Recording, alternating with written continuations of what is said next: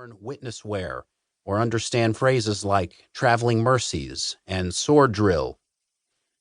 Many of us are quick to say, "Yes, I'm a follower of Jesus," but I'm not sure we really understand what we are saying. One of the most sobering passages in the Bible tells of a day when many who consider themselves to be followers of Jesus will be stunned to find out that he doesn't even recognize them. Jesus describes a day when everyone who has ever lived will stand before God. On that day, many who call themselves Christians and identify themselves as followers will stand confidently in front of Jesus, only to hear him say, "I never knew you. Away from me." To be clear, that's not my opinion or my interpretation. That is what Jesus has said will happen. Read Matthew chapter 7, verses 21 through 23. Whether you've just assumed you are a follower of Jesus or are faithfully walking with him, I pray this devotional journey will encourage you along the way as you reaffirm your commitment to follow him not perfectly, but wholeheartedly.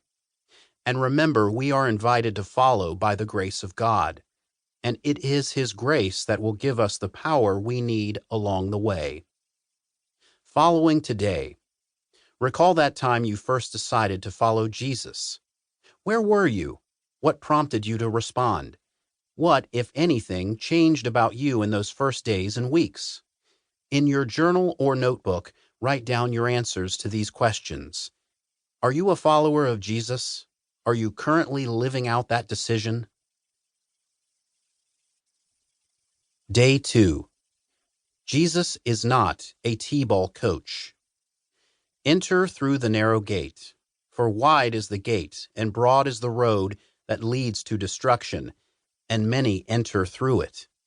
But small is the gate, and narrow the road that leads to life, and only a few find it.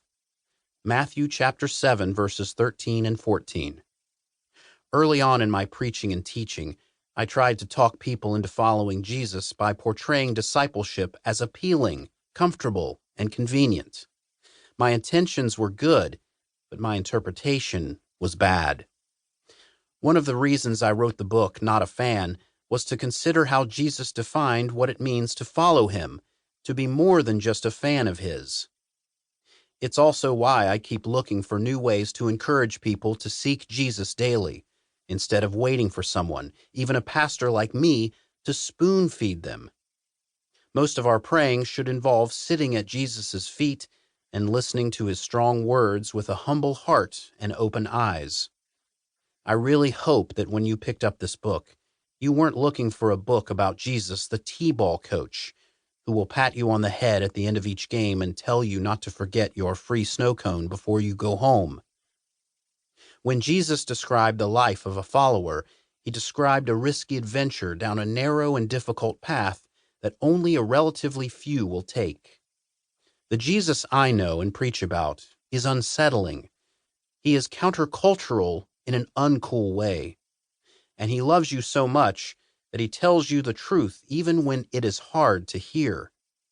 It's because he loves you that he talks more about repentance than forgiveness, more about surrender than salvation, more about sacrifice than happiness, and more about death than life. Following Jesus is anything but easy. When we read in the Gospels about Jesus' inviting people to follow him, we see that some people signed up, but many decided to take the easy way out and walk away. So how about you? Are you ready to follow this Jesus? It is the road less traveled, but it's not a road we walk alone. He is with us every step of the way, giving us exactly the grace and the strength we need as we follow hard after him. Following today. Describe some ways in which it is hard for you to follow Jesus today. In your journal or notebook, write down a truth, lesson, or teaching of Jesus that is especially difficult for you to act on. How is Jesus specifically challenging you to follow him in a more uncomfortable way? Day 3. DIY. I will ask the Father, and he will give you another advocate to help you.